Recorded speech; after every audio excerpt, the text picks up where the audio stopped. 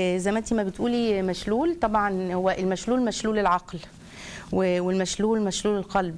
يعني أدين بكل فضل لزوجي، أدين بكل خير مسني لزوجي.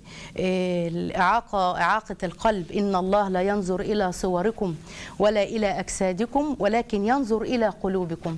القلب محل نظر الرب. أدعو الله سبحانه وتعالى يعني إنه يجزيه عني خيرا وعن أولادي، أكرمني في الدنيا في مماتي، وعايزة أقول لكم حتى بعد وفاتي إن شاء الله، مش عايزة أقول لكم بيعمل إيه علشان يعني يفضل لنا عمل صالح. يعني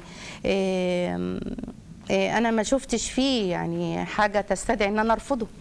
من جاءكم من ترضون دينه وخلقه فزوجوه. الراجل راجل صالح يحب الله سبحانه وتعالى، فاستخرت وربنا وفق يعني.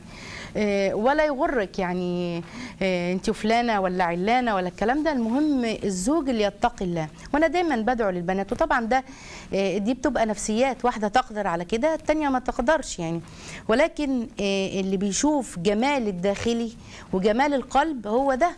لكن يعني أنا ألوم عليكي إنك يعني تصفي حد إنه بالشكل ده. يعني أنا عمري ما شفت زوجي مشلول، وعمري ما شفته معاق، وعمري ما شفته كذا، بل بالعكس. يعني أنا أوطي على إيده أبوسها، وأوطي على رجله أبوسها، وأولادي نفس الكلام. وهو عندنا يعني رأيه مقدر ومحترم. وانا كنت امل يعني ان يبقى سؤالك فيه نوع من الاحترام، وانا خليني اظن فيك الظن الحسن، وخليني يعني اكون افضل من كده، واقول ان انت سالتي تستفسري او تشوفي او في عندك حاله وعايزه تعرفي من باب يعني اخذ الخبره، واظن فيك الظن ده.